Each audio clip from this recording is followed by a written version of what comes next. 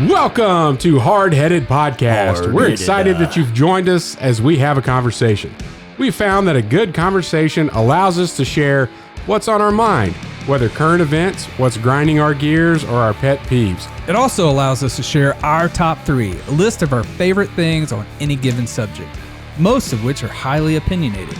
In closing, we share a good word. Solid friendships are encouraging. Even if we joke and give each other a hard time, our ultimate responsibility is to uplift each other. Our goal is that you'll feel like you're part of the conversation, like you were in the studio with us, and that you feel encouraged after tuning in to our podcast. It's time to join the conversation. And welcome to another Hardheaded episode. We're excited that you're with us today.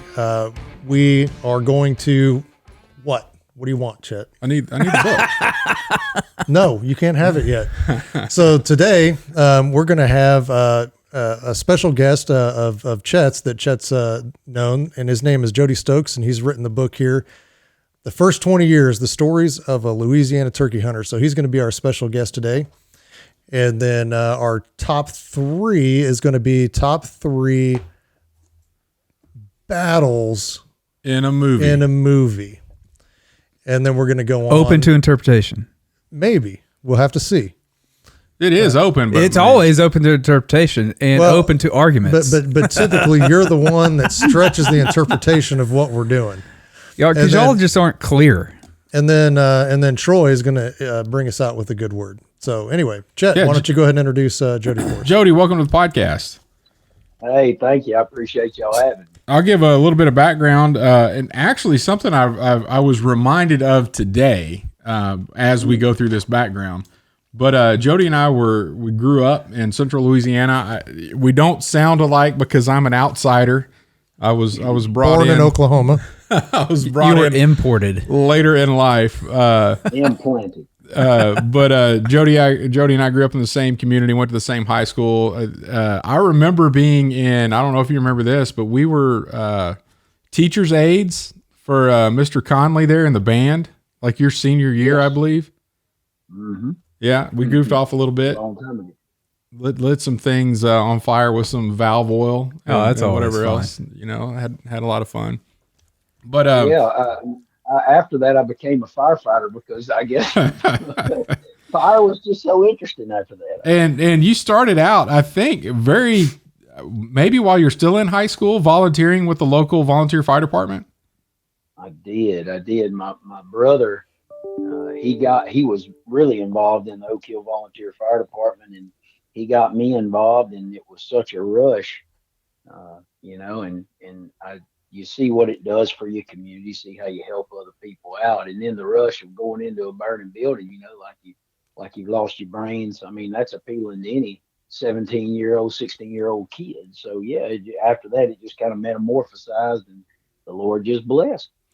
And you're currently working on Fort Polk on an Army base, right? As a firefighter there. That's correct. I've been there 23 years and a couple of months. Before that, I was 3 years paid for Rapides Parish Fire District 2. So been fighting fire now just a growing over 29 years, and 26 of those have been paid, and 23 on Fort Polk. Protecting our nation. Yes. Nice. Fort Polk motto, fire department motto. And then the other thing, I was talking to my sister today, and I don't know if I remember this or whatever. You took her to prom. You took. I did. Yeah. And look, I'm 5'5", and Angie's like, she's close to 6 foot. And our junior year, her senior year in school, I asked her to go to prom, of course, because nobody else wanted to go with me. And, and so I took her to prom, and in our prom pictures, I am legitimately standing behind her, looking around her to get the picture. Yes. Yeah. And then you ended up marrying one of my sister's best friends, Bridget. So, yes, just really cool. And we spent a lot of time together in the younger, high school days. And then I ended up, after I graduated, move off to college, but kept in touch with Jodie on Facebook, and was really excited and shocked. I think everybody that knows you is shocked that you wrote a book. But it is definitely like putting an elevator in an outhouse. That's a fact. but it's fantastic. And I'm just going to describe a few things about it, but and it's pretty self-explanatory. You're just going through some stories of how you started turkey hunting, and it came from some of the guys you were fighting fires with.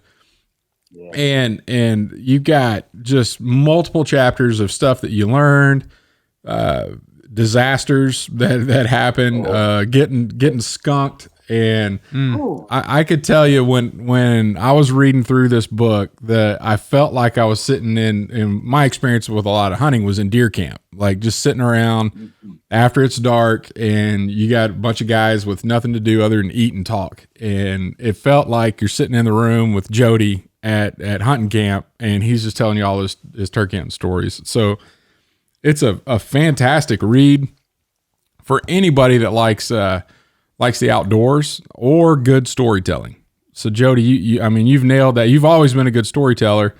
Tell me a little bit about going from, your storytelling being in words, in spoken word. How did you translate that so well to the written word?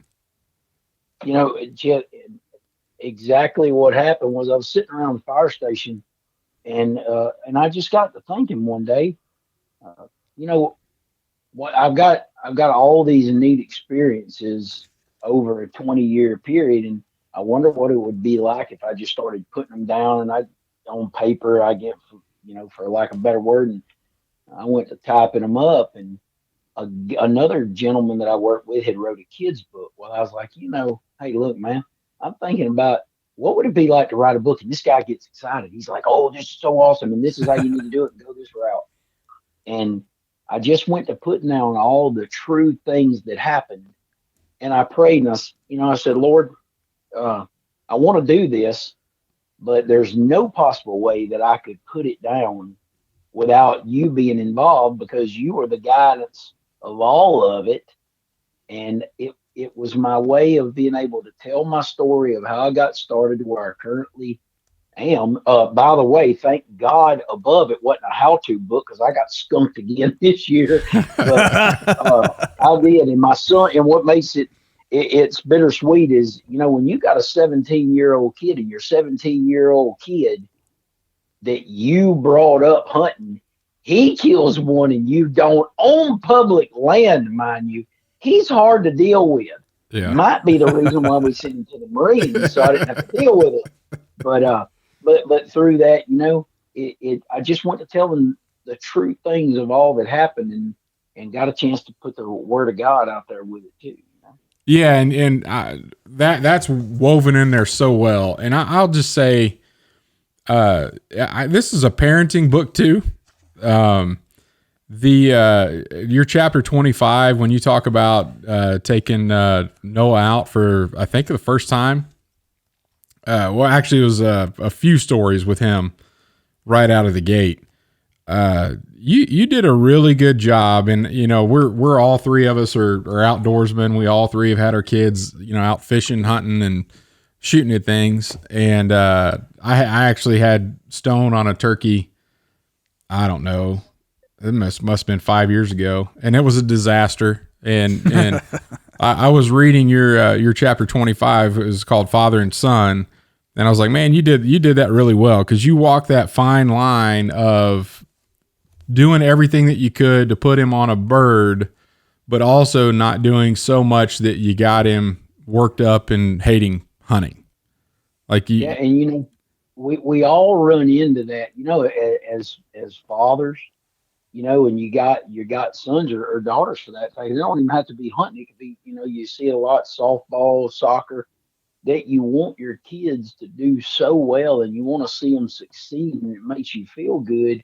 And sometimes, if we're not careful, and even in my own life, that you find you're pushing them so that you want to feel like you succeeded yourself. And it is a fine line to walk. You got to know when to push and when to quit.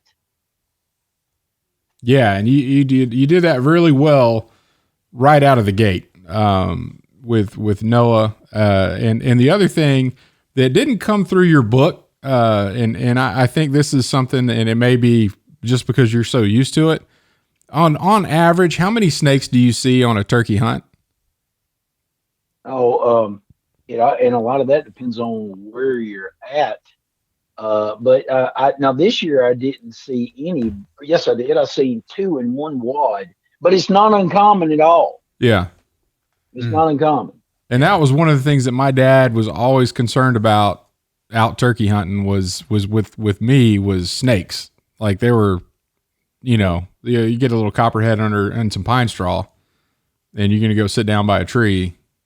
He'd always spend minutes looking around to make sure I could put my hand down or something wouldn't get snake bit. Right. And, and this is good. I got to tell off on myself. In that book, you'll read about me and my buddy Bubba Ducey. Yep. And I get so, I got to tell you, I tell off on myself. I get so caught up in the bird that I'm not even paying attention to snakes. And we were trying to get back to a landline, and he puts his hand out and he says, hey, stop. I'm like, what? He said, look down, goofy. And when I look down, I mean, there's a big old black water moccasin. I don't know if y'all got water moccasins up there where y'all are. No, we don't. Old black. Okay, well, it's what we call a stump tail. There's a good sling for it. And I mean, they won't be but maybe 2.5, 3 foot long, but they could be as big as around as your forearm. And I was not paying attention. And through my own demise, I guess I'm going to say this. And somebody asked me, said, you ain't afraid of snakes? I said, man, I ain't got time to get bit. I'm trying to go after birds. No, I'm going to say that. And you watch next year, you'll read about 5 foot midget man turkey and gets bit in the face. It doesn't take much venom. No, it won't. Yeah, it'll be a quarter of a drop. Just kill a 5 foot man dead. But the only thing, I got a big rear end, so 5'5" and 200 pounds. My weight might have my back on that. You might be able to take a full drop. Yeah, there you go. Yeah, I take a shot, a little bit of shot. They got just enough lard in my butt to help me get to the hospital without dying immediately. Get till somebody gets back. So even though you're raised out in the country, you grew up. I know you grew up hunting because all the Stokes family was in the woods just about every time that you could be. And as soon as squirrel season opened up, you're out there all fall. But turkey hunting didn't come for you until you were introduced to it later in life as an adult, right? Exactly. And, my family, my dad never did anything but squirrel hunt. Then my extended family, I started deer hunting. And look, don't get me wrong. What back in the day, my family was kind of known to be on the outlawish side of the hunting world. And, when I started, nobody that I knew in my family turkey hunted.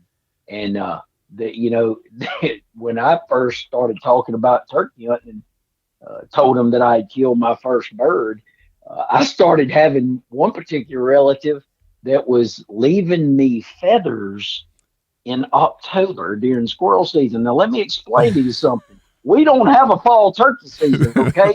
And he wasn't finding them feathers on the ground.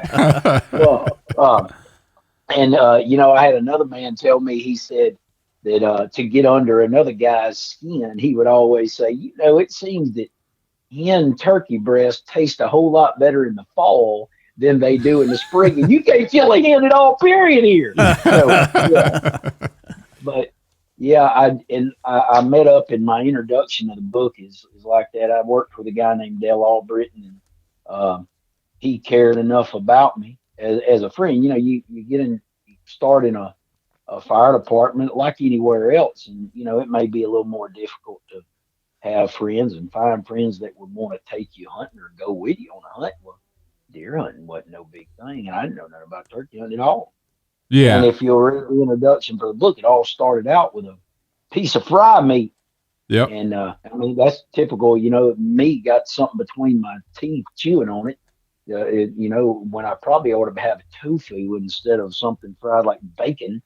And he was good enough to take me. And what made it terrible, I say that loosely, you go the first time you ever go turkey hunting, you kill one. Well, you'll see in the book if you read it. Well, I just thought that it was always supposed to be that easy. I mean, heck, on them hunting shows, they piling them up every time you cut the TV on, so it can't be hard, right? Right.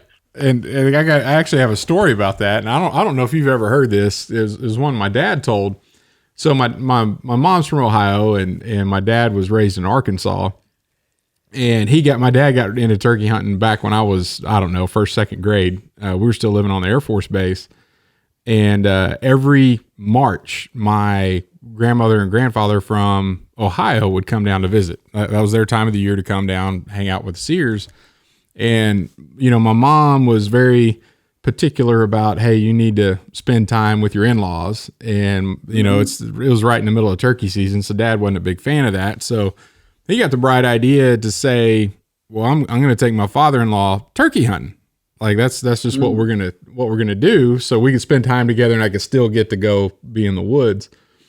Right. So he prepped him, and my mom's dad was not too much of an outdoorsman. He had a couple shotguns and he'd go on a couple of these pheasant hunts, the pen raised deals, but that's a prim and proper hunt. Right. Oh, yeah. And he definitely did not depend upon the woods for food. And, my dad was raised where that's how they got groceries is, they'd go out and, so he a couple phone calls leading up, you need to make sure you wear camouflage. The eyes of a turkey are just amazingly sharp, and if you're going to stand out, if you're not well camouflaged, you got to be still. They're really smart. By the way, we're probably not even going to see a bird while we're out because it's complicated. It's really hard. But I've got a spot picked out. We're gonna go in here. So he got him all prepped up, and then that night before got him kind of drew the old map out on a napkin. I'm gonna park the truck here, and I'm going to ease off this way. You ease off that way. There's going to be this big oak bottom, and you need to sit at a tree that has this kind of fork, and I'll call over here, and the turkey should come out of the roost and go to you to get to me. But you got to be, just this whole made it a big deal. And game plan. Got it all mapped out. Set his expectations that it wasn't going to be, it probably wouldn't be fruitful. It'd be really exciting if we actually heard one, and if we saw one, it's even better. I'm going to do my best to let you shoot one.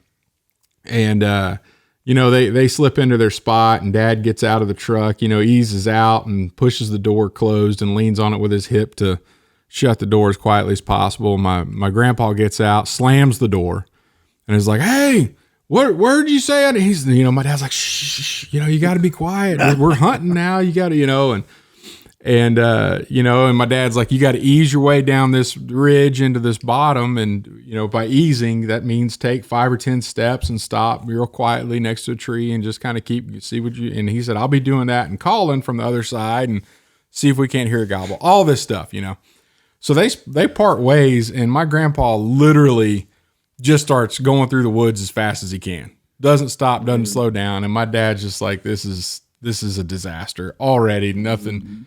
And 5 minutes in, pow, shot.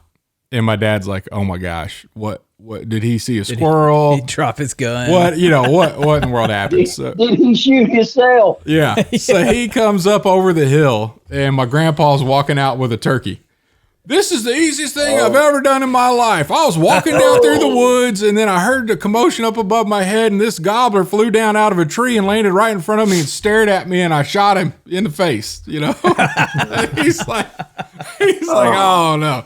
So then, and I was back at the house. We get back to the house, and then it's all the picture taking, which I love your book, by the way, with all the photographs you have in there, just to drive home the experience and the smiles and the friends that you're honoring by them spending time with you out in the woods. But we do the whole picture thing. And then my dad, for the rest of the afternoon, gets to hear his father-in-law call everybody he knows in Ohio and go through the same story about how his son-in-law thinks his turkey hunting is the hardest thing in the world.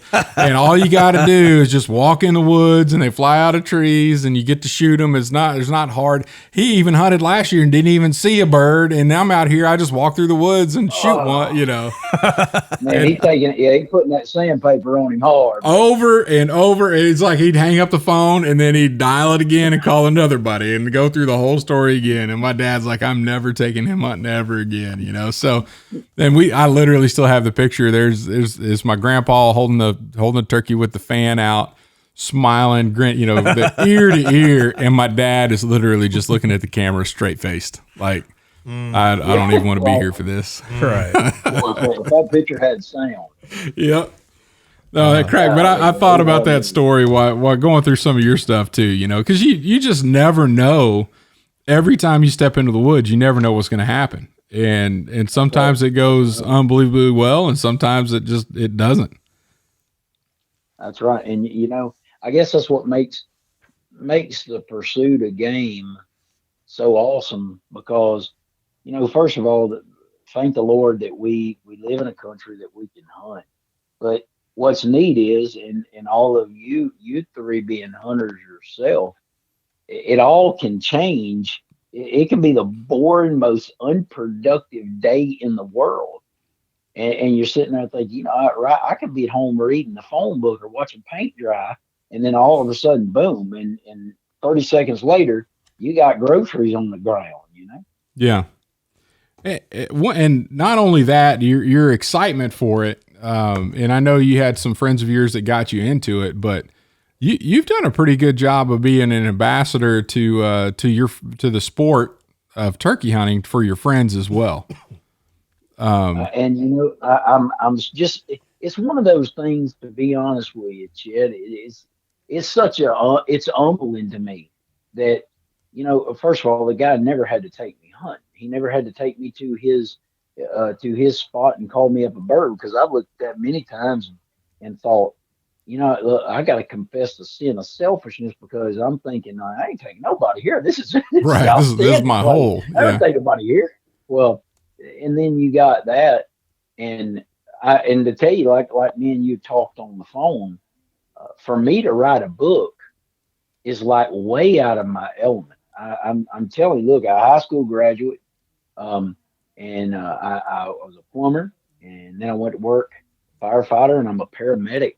And to write a book, for me, I walked in after I had my book published, and they said, "Hey, man," said, "there's the author." And I went to kind of looking behind me like, who is he talking about? Yeah. and because, for me, I'm metaphorically speaking, I'm like a guy in a swimsuit with those little arm floaties in the middle of the Atlantic Ocean in a hurricane. I'm way out of my element here. But, all in all, it's being able to tell something where the Lord just blessed. And in the end, my main drive is hope somebody come to know Christ through it. And maybe they can learn something through the book, even though it's not a how-to. Yeah, and well, you're definitely going to learn.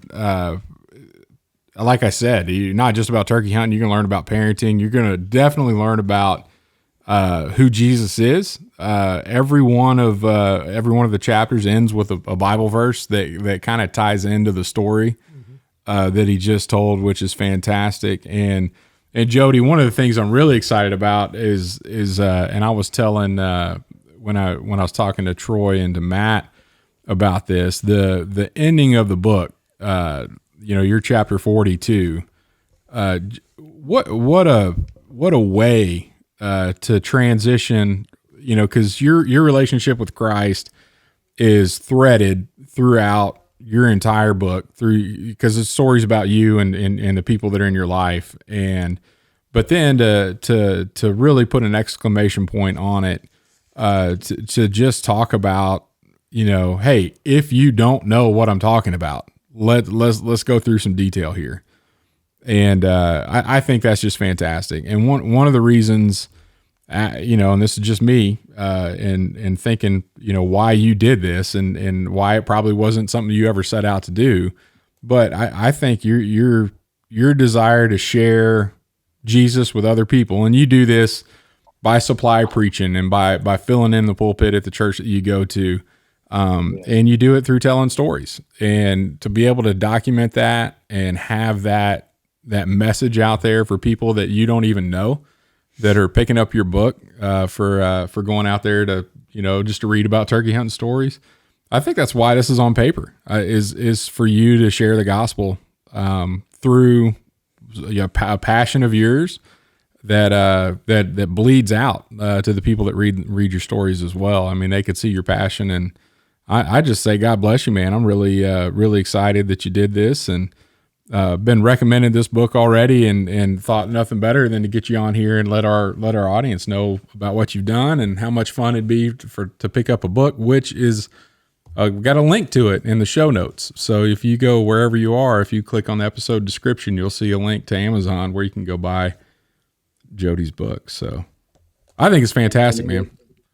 And it's an humbling thing. I appreciate you saying that. But you know what's cool, Chet, is an ordinary guy there's look, I put my pants on just like everybody else, but you know, you take away the hunting, you take away the firefighting, you take away everything. You can take it all away, but when you get right down to it, in the end, if you don't know Jesus, the Lord and Savior, you've got a problem that is an easy fix that can only that it's done and remedied by just calling on the name of the Lord Jesus. And the cool thing about it is, average, ordinary guys, just like everybody else on the face of the earth, need Jesus as their Lord and Savior. And a godly man can have a ball of fun in his life without all the trash of the world.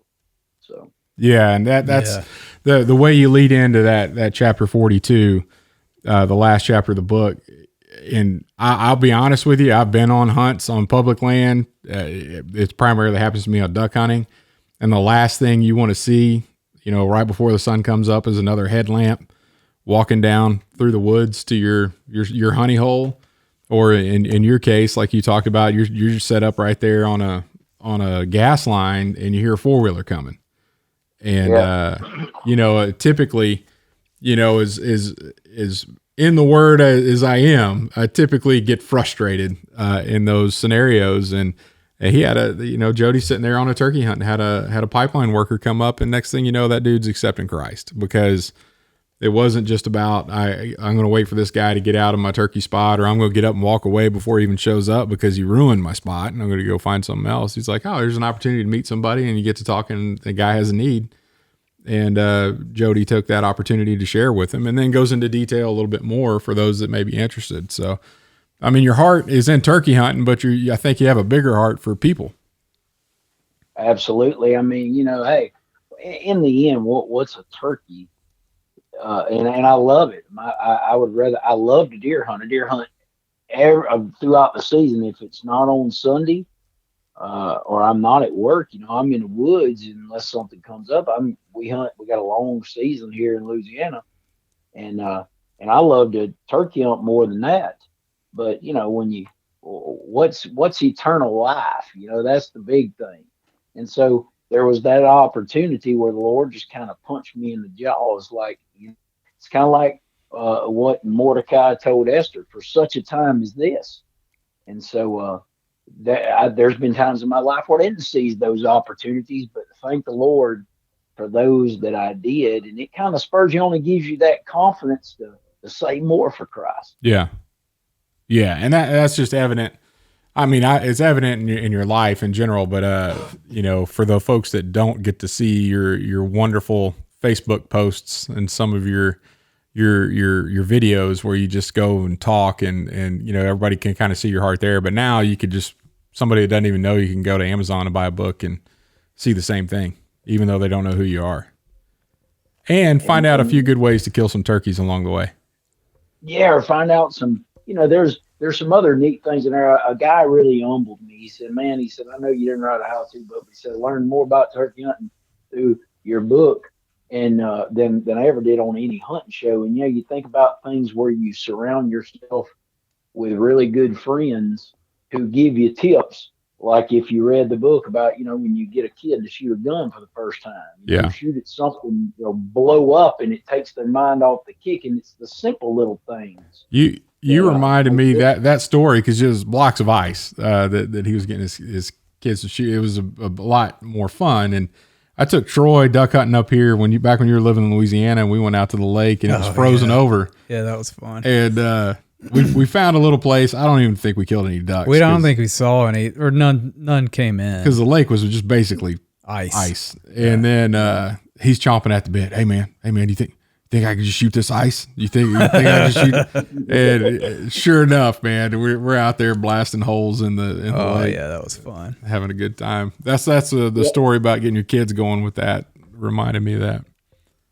I had this guy that I met one time, or we worked together at the fire department. He said what they would do is him and his buddies would walk through the woods, and if they wasn't killing anything, there's always seemed like on the old back roads people used to dump their trash. And he said they'd be walking along with their shotguns and come up on a refrigerator, and they would holler "Mafia hit," and they'd go to shoot. Shoot. So it's things like that bring back the memories that you get to laugh about. Yeah, I think I was out with Salisbury one time duck hunting. Game warden came and checked us while we were hunting, and it's public land, and you could hear just about every group that's within earshot, of a shotgun blast. And you just kind of rating yourself. How many times are they shooting versus how many times are we shooting? And there was this group that was, I don't know, about 1,000 yards away, and they were in the ducks. Like, we were like, oh my gosh, like how are they getting more birds? We're set up really good, and just about everything was passing us. We were at least getting a shot at. And then a little bit later in the morning, the game warden comes by and he checks us. And we always be polite to the game warden, and we all checked out. And after that, then you start asking questions. And he's like, "Man, you guys are doing good this morning," because we had our ducks piled up right there. And I was like, "Yeah, we're doing pretty good, but we're not doing near as good as that group down the river a little bit." And he's like, "Oh no, that's a bunch of college kids. They're throwing up dirt clods in the air and shooting at them." I was like, well, okay. He's like, "Oh, nobody has near as many ducks as you guys have." I'm like, "Oh, I thought all that shooting was legit." And he's like, "No, they just got bored and started throwing things and shooting at them." Well, one thing's for certain, they ain't no bag living on dirt clods. No, that's true. That's true.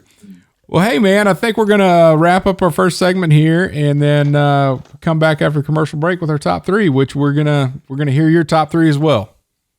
All right, I'm telling you, my top three is beast mode, man. My top three is gonna just rock. Okay? All right, looking forward to it.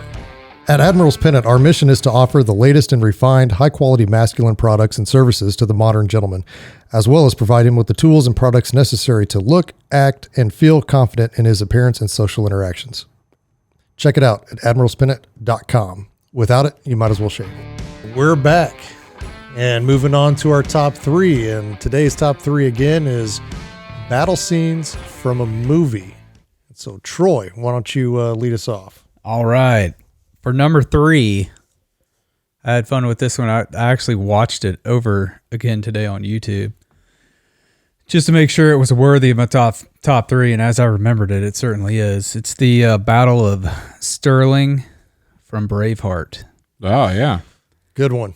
Lots of death and just iron penetrating Flesh. every piece of flesh on human anatomy possible. That's the one where they all painted blue face, and he gives that speech right beforehand. Yeah, they may take our lives, but they'll never take our freedom. Yeah, it's a good one. It's a really good one. So, though, in doing my research, it's not very accurate, apparently. No, not at all. Well, I mean, come on, it's Hollywood. Right. It's Mel Gibson, right? Yeah. They, I think they won that one because they actually used bridges for their cavalry, and the Scotsman stood on the end of the bridge and just killed them as they came across. It was something like that. Yeah. Something crazy. It wasn't like on a wide open battlefield. Yeah. No, they took a lot of liberties with that story. Yeah. It was a great scene. Great scene. Great Hollywood scene. Number two, the Battle of Helm's Deep. Mm-hmm. Also called the Battle of Hornburg, the fictional battle in the Tolkien Lord of the Rings. It's in the Two Towers movie, right? So, never seen it. Dude, you were missing out on the Lord of the Rings. Well, and it was kind of funny too, because as I already had my battle scenes picked out, because I came up with this top three, so I already had it in mind when I wrote the top three. But then I went back through and I was like, I kind of wondered what these guys are going to talk about, and that was on a list somewhere that I saw, and there were tons of people that mentioned it. So that might be one that I have to branch out and Well, and watch. here's what we'll do. I've got the DVD of the 3 movies, the 3 Lord of the Ring movies. I'll just get them to you. You take them to your deer camp, and while you're out there, Well, I've updated my camp. I know you got Wi-Fi and the. I have Amazon Prime now. You still have do you still have a DVD player? Yes. Well, then I'll just watch them. Just That's pretend not it's a Prime. deer camp anymore. It's a deer glamp. Yes, He's deer glamping. it's glamping for sure. Yeah. And it's not just a deer camp anymore. The turkey have finally come back. So Oh, okay. Oh, Ooh, well, hey, get that man's phone number. there's quite a few years where the turkey hunting there was spectacular. And then for whatever reason, one year the numbers started to decline, and they've been that way for about the last 5-6 years. did it dry up out there? Or? No, it was it's a combination of predators and there was a bird flu, some kind of avian flu that came through and killed off a bunch of them, according to the game warden. So, Wow. Yeah, but anyway, so during whenever you're out there, you need to watch these. Yeah, I mean the Battle of Helm's Deep's like almost that whole movie. I mean, Yes. and they're all like 3-hour movies. Yeah. But the Two Towers, I mean, it's pretty much at least 2/3 of the movie is the battle. It's I have incredible. to check it out. It's comedy in there, like it's great. It's good. It's really good. I know a lot of people like it, but it's not typically my genre that I like to watch. So. You'll be all right. You'll be good with it. All right. If your genre is manliness and killing of evil people, you'll like this movie. Yeah. I mean, but Yeah. All right, and then my number 1, Saving Private Ryan, Omaha Beach. Yeah. Incredible. cinematic masterpiece. Cinematic masterpiece. And of all the, I read an article that said of all the veterans that they interviewed after watching it, said it was 100% accurate. Like it was just. Yeah, and it was I don't know, from a time perspective, 6% of the film, but it was like over 25, almost 30% of the budget. Yeah. I believe it. They spent a lot of money to make that happen. Yeah. And it's incredible. One of the, And that my number 1. so that day right there will always hold a place for me, because that same day, that's my grandfather. June 6th. Yeah, my grandfather was landing on that beach that day and survived all of that. Mm-hmm. For me to be injured on that same day, many years later. So it's just- Which injury? when I lost my legs, that was June 6th. The second one. Second one. Yeah, Jody, just so you know, Matt's done a really good job of finding IEDs in his Marine Corps career. Yes. I found them all. Yeah. Well, you kind of told me a little bit about that. Yeah. You're that good at finding them. I don't think the word congratulations is in order. I don't. Well, I mean, I found a lot more than I hit, but your ratio can only be so good. I mean, Right. Yeah, that's right. All right. My turn? yep. Okay. Number 3, the guerrilla warfare scene in Red Dawn. I knew that I was knew going he to was come going to up. come up with And you know what I did? I was about to put best battle scenes for movies, not Red Dawn.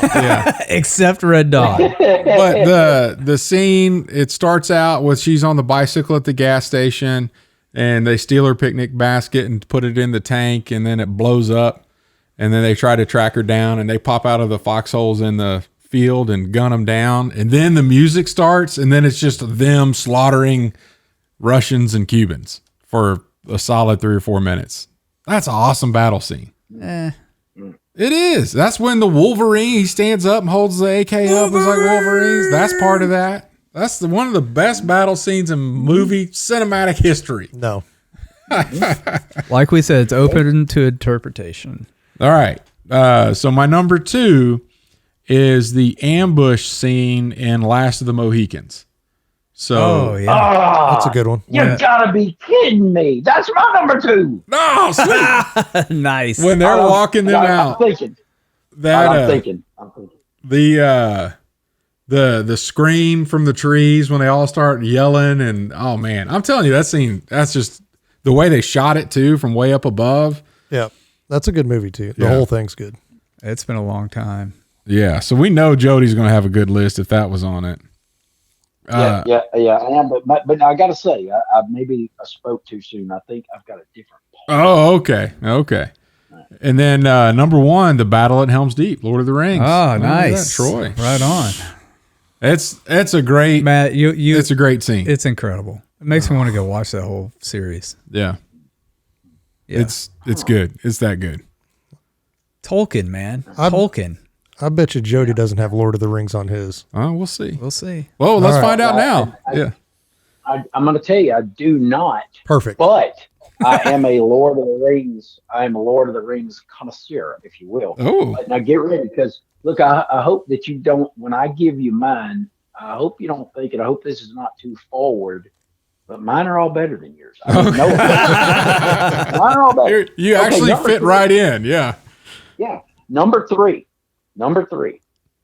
The last battle of the ships in the movie Master and Commander. Master and Commander. Ooh. Oh yeah. Yeah. That's I know what you're thinking. You're thinking right now, man, I wish I would have picked that one, but you didn't. So, okay. Number 2, Hawkeye and Magua. When he kills Magua in Last of the Mohicans when on the cliff. when they're running up the Yes. cliff there. Yeah. Yes. That's in it's in North Carolina, Chimney Rock, North Carolina. I've been there on that trail. Oh, nice. Yeah. Where they Years filmed Because ago. that's when they're marching up and they're kind of playing that. That song. Yeah. Yeah. And it's got the drum beat Yeah. going. Oh man. And then the girl screams. Yeah. Yes. No, you're right on. That's a good one. Hey, we know the guy that, or we bought knives from the guy that made the knives in the Winkler. Winkler. Yeah, so the guy that made those movie props of the axes and the knives in that whole movie, he actually makes some really cool knives and sells them. But yeah, That's we awesome. we met him through one of Matt's friends. Well, didn't meet the guy, but know about it through one of Matt's friends that He builds a lot of stuff for special operations and stuff like that, and they actually use his stuff in the fight on the battlefield. Yeah. And That's crazy. That is neat. speaking of, so Chris Pratt has a new movie coming out. A new TV show on Amazon that's called The Terminal List. It's off of one of Jack Carr, who's a Navy SEAL that writes books. And He was actually supposed to be elk hunting with me this year, and he wasn't able to make it. Jack Carr. Yeah. Oh, dude. But so Jack Carr carried a Winkler axe in combat. So his character in the Terminal List has one, and in the trailer you can see Chris Pratt wielding a Winkler battle axe, which is pretty That's awesome. Oh, that's cool.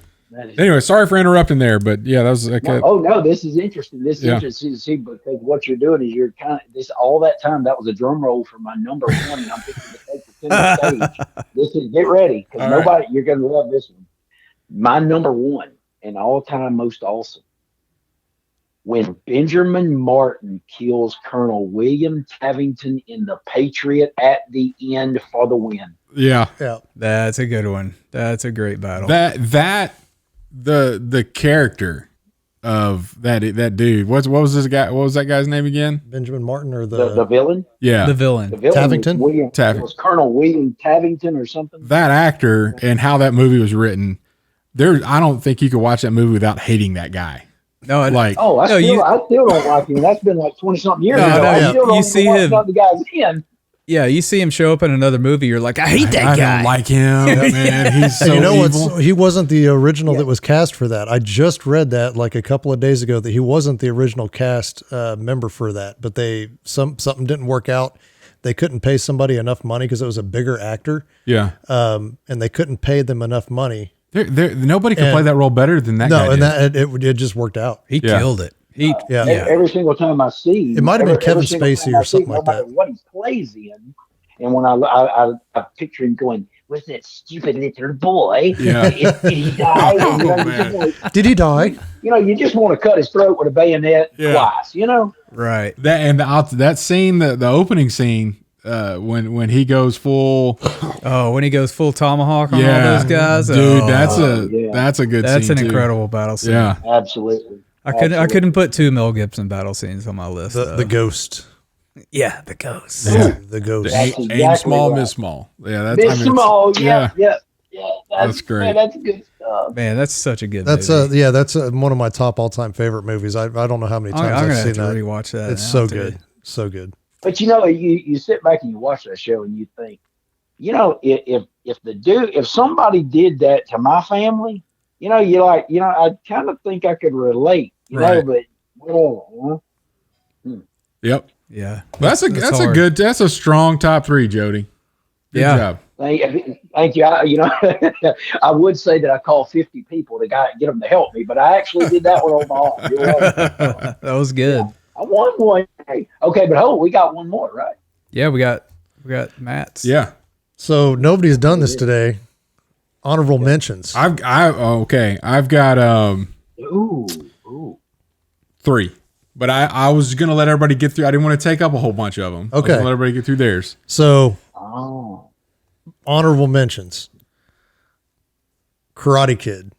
When Mr. Miyagi takes on all 5 members of the Cobra Kai. Is that really a battle? That's a battle of life and death. That's a street fight. You have a 70-year-old man whooping some high school karate. After jumping off of like an 8-foot chain link fence to start it. Yeah. Yeah. That was awesome. Johnny Bobby, get him. Yeah. Funny. I got that movie memorized forward and backward. Karate Kid 2. The final battle scene when they pull out the little drums and Yeah. Honk. Yeah. and then honorable mention number 3, Karate Kid 3. When they're in the dojo and he kicks Terry Silver into the glass and the paint spills all over him and he just stands there and goes, "Whoa." Yeah.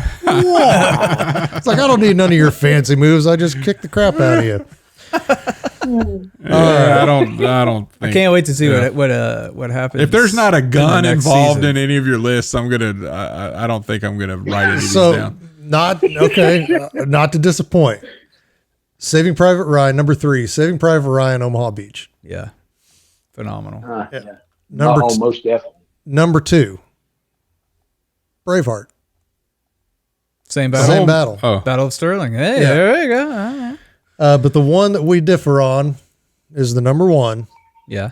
And I don't think that there's a better produced battle scene for the action and the buildup than I probably hadn't seen it. I think I know what you're gonna say.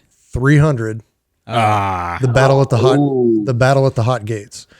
So That's a good one. because Awesome one. because there's the tactical side of it where they're using terrain against this huge, just unimaginable army, and it's a true story. Way Now, outnumbered. they're way outnumbered. There's 300 of them. That's why it's the 300. yeah. But you have like the entire Persian army and whoever that they've conscripted to fight for them, and they said that, they brought beasts from all over the world, and they had, rhinoceroses and elephants that they were riding on. And, of course, everything's huge in the movie, because it's a movie. But the will, the spirit, and everything, there's a lot of formations that we used in the Marine Corps, and we named those after Spartan heritage.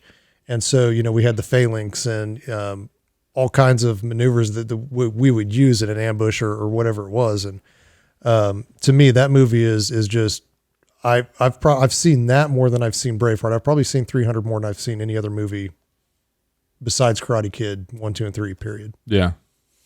And then notable mention, not a movie, but the entire Pacific series on HBO. It's now, Jody, if you haven't seen that, So the guy that wrote Band of Brothers, so it's Spielberg and Tom Hanks. yeah, they did a Pacific. So it's like a Band of Brothers, but actually going on in the Pacific Theater. Yeah, so it's Marines. Yeah. Yeah. And I firmly believe that, and I've sat and watched this with some Army buddies, and they agree that the Pacific is way better than Band of Brothers. And I gotta watch it then. it is the Pacific Theater in World War II and the battle scenes in this series are incredible. And I mean, they're true stories. You've got, John Basilone and a lot of these characters, and they're actually based off of a book that was written by Eugene Sledge, who is actually one of the characters in the movie, but he wrote the book that this series is all based off of, and it was With the Old Breed is the name of the book. One of the top 3 books that I recommended. And actually, and your son, I'm sure as he gets to the fleet, and there's a commandant's reading list, and so With the Old Breed is on the commandant's reading list, and 300, what is the actual book? Gates of Fire is the name of the book. So that's on the commandant's reading list, and so this is stuff that he's going to be required to read, and it's just awesome because you get to see that battle history, and so. But anyway, Pacific, if you haven't seen it, bar none, my favorite ever. And I just sent my daughter, this weekend, she had her she had a skating recital, and she's got a competition here in 2 weeks. And I sent her the opening, theme, the opening music theme. And I said, hey, why don't you come up with a routine to skate to this? I go, cause this right here with the crescendos, and the if cymbals, you want to see your dad cry, I you mean, skate to this. there's a chance because it's a pretty cool. powerful, series. Yeah. But yeah, those are my top 3 with honorable mentions and notable mentions. All right, I'm going to throw in mine. The Battle of Germania, the beginning of Gladiator. Yeah, that's I actually thought about that one. Yeah, it's a good one. The 3 versus 1 tank battle scene in Fury. That's been I've seen that movie Good once. show too. I haven't seen that one, dude. It's a good movie. As far as tank battles go, I've got a bunch on my list that I haven't seen, like Dunkirk, 1917. That one is super good. I wanted to see both of those too. I just hadn't gotten around to it. and then Black Hawk Down. Oh yeah, yeah. I had There's a that. place on Fort Polk. They have a training simulator place. What we know, it's known as Shugart Gordon, and it was built or it was named in honor of the 2 guys, Shugart and Gordon, that went out of come out of the helicopter and go down and The sniper, the Delta snipers. Yes. Yeah. Yes. There's a place on Fort Polk named after them in honor of them. That's right. Yeah. That's that movie's great, but I mean the battle scenes in there are just, I don't know. They're good. See, I've shared. They need to be camp. mentioned, but they were definitely. It wasn't in my top 3, but definitely not. Well, and I've shared camp with a gentleman who was there, and hearing those stories in person it's pretty awesome. Yeah. I would like to throw in my honorable mention. I didn't, and you got to understand where my passions do lie. Okay, honorable mention. Here we go. 3, 2, 1. The movie The Great Outdoors, when John Candy takes on the old 96ers. That is an epic battle. I mean, when you look at it, it's epic. So I've seen that movie. So The Great Outdoors is phenomenal. Look, and that there was a battle of him consuming it that was on screen and off screen. There was a battle of him getting rid of that too. I'm sure. Oh yeah, it kind of won in the end if you really think about it. That's true. There's nothing but gristle left on that plate. And then he says, maybe I can get a couple of pieces of pie down, even throws some church for the kids. That's awesome. That's good. All right, Troy, you got a good word for us? Yeah, so we're still in the Chosen Blue Book, 40 Days with Jesus, Book 2. And we're on day 20, and it's a deserter is the word. And so it comes out of John 6. Jesus said to them, very truly I tell you, unless you eat the flesh of the Son of Man and drink his blood, you have no life in you. And then on hearing it, many of his disciples said, this is a hard teaching. Who can accept it? And so then in the book, they kind of do a reporter asking, questions about what just happened, kind of on the scene type of deal. And the guy he's interviewing is deserting and leaving, because he just can't, he doesn't understand the teaching and talking about eating flesh, and it's just kind of crazy. But my wife wants to stay with him, so I hope she just doesn't get hurt in the end of all this when this crazy cult leader is telling all these people that they can eat his flesh and everything. So yeah, I think back then hearing that probably would have been pretty hard and it was hard for a lot of them to hear. Well, it's kind of like, I don't know, like driving go-karts back in the day where you had your right foot was on the gas and your left foot was on the brake. You had to, kind of straddle the steering wheel. Right. It seemed like to me in this time, when Jesus is full on in his ministry, like he's doing things that are like everybody, like, gas pedal, like, oh my gosh, he's feeding the 5,000. Oh, he's doing this. He's this miracles. This person got healed. And then that group would get overwhelmingly large. And then Jesus would hit that brake, and just say, hey, this is more, I'm not a sideshow. Like this is the real deal. Right. And then people would leave, cause they weren't there for the right reasons. And a lot of times, and I just think that we're seeing it here. He got on the boat after feeding the 5,000, right? And I got to get out of here. There's too many people, we got to go, but they still followed him. And then he's like, whoa, hold on here. I'm going to tell you something that's real. Maybe a metaphor, but at the same time, and all the people that were there for the sideshow were like, okay, I'm not here anymore. I'm checking out. Yeah. They weren't there to understand. They were there for the spectacle. Yeah, for the spectacle. And maybe they could get something out of it. And like you brought up, I think last week, people came to get fed. Hey, I want to get a good meal. This, they had bread and fish last time. Let's see what they got this what's time. going on. There's people that do that in church all the time. Hey, we're going to have a big meal after service today. And you got like 500 to show up. You're Baptist, right? Yeah. That's you're going to have that food. Church. I heard a pastor, my former pastor, that stayed with our church for 19 years. He made a really awesome statement one time. He said, if you want to grow a church, preach on salvation. If you want to lose a church, just preach on Christian doctrine. Because nobody's really got a problem with hearing, hey, you need Jesus and you can ask him into your heart. But then when you take those same people and you start preaching on the doctrine of what it means to after Christianity, what does it mean to go further? Well, nobody wants to hear like, no, you're not supposed to do that. Yeah, what do that. Or love your neighbor. Yeah, one of those tough ones. Pick up your cross daily and follow me. That's a lot of people don't want to stick around for that. Yeah. I think in today's culture, especially, a lot of people are offended by the Bible itself, what it teaches. Just angers them, and it makes them. Well, it confuses them, and then it angers them. Well, I think a lot of that is because they've been confused by the world, so they've had a lot of worldly interjections. So some of the themes in the Bible are now deemed offensive instead of the norm, the way things should be. And it's like, I saw a post this week about that, and it's like, this person claims to be a Christian and all this stuff, but the topic that they were upset about, I was like, well, that's biblical. I mean, you can be, I don't see any way that you can try to defend that at all. It's right there. We live in a day and time, sadly now, that you look in a world that says whatever you think you are, whatever you want to be, and whatever you think in your mind, that is right, and it is going to always be right because you say so.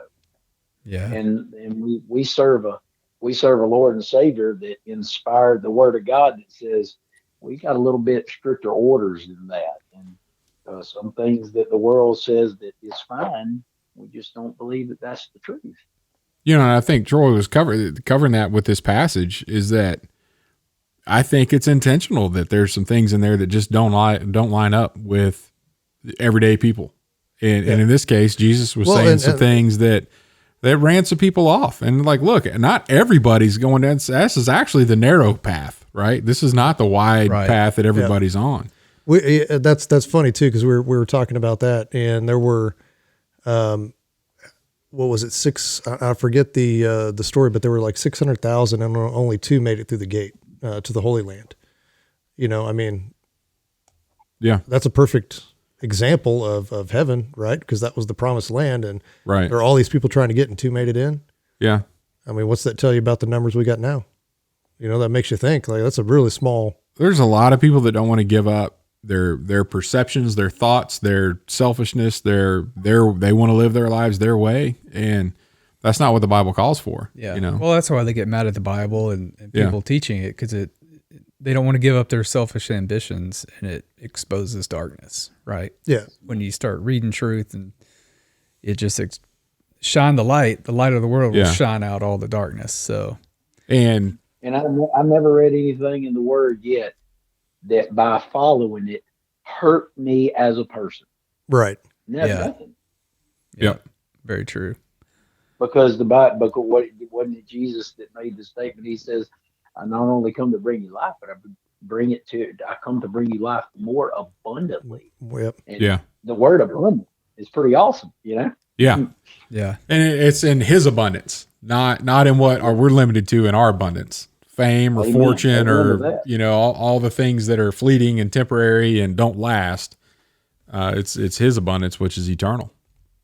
Yeah. Amen. Yeah. And one more thing to bring up in John is it's where the 7 I am statements are, because he was telling them all the time, you know, I'm the way. Yeah. I'm the bread of life. Yeah. I'm the true vine. I'm the light of the world. I am the gate. I'm the good shepherd. I'm the resurrection of life, and I'm the way. I mean, he was telling them. Yeah. So. Absolutely. That's what I think I'm talking about that next week, the bread of life. So. Right on. Good word, man. Cool, man. All right. Well, appreciate it. Thanks, Troy. Jody, appreciate you being here. Yeah. And that's the first 20 years, the stories of a Louisiana turkey hunter. You can find that on Amazon.com. And man, it's on Prime. I got it the day after I ordered it. And it's just a great read, a quick read, and fun. So if any of anybody that's out there listening that wants to hear some good stories, they're good stories, even if you don't know about turkey hunting. But if you've ever been in a hunting camp and just enjoy the jawing and the learning and the picking on people and having a good time with each other, then this is going to take you right there when you open the pages. So, and guys, I can't tell you how much I appreciate it. I have had a ball of fun doing this. I got to say, this is my first podcast, and this was really, really cool. And I appreciate the opportunity to share about Jesus more than anything. And thanks for the plug for the book. It was awesome. Thank you. Absolutely, Jody. We'll be in touch. And if I'm sure you're okay with this, if anybody out there listening that gets on Facebook and looks up, you know, Jodie Stokes, you'll see a picture. We'll have a picture of you on the YouTube version of this, but you know, following you on Facebook is a really good thing. It's a good blessing. See what's going on in your life and how you share there too. So, you know, praise the Lord. Right now, what Matt, you're the Marine, Matt, is that right? Yeah.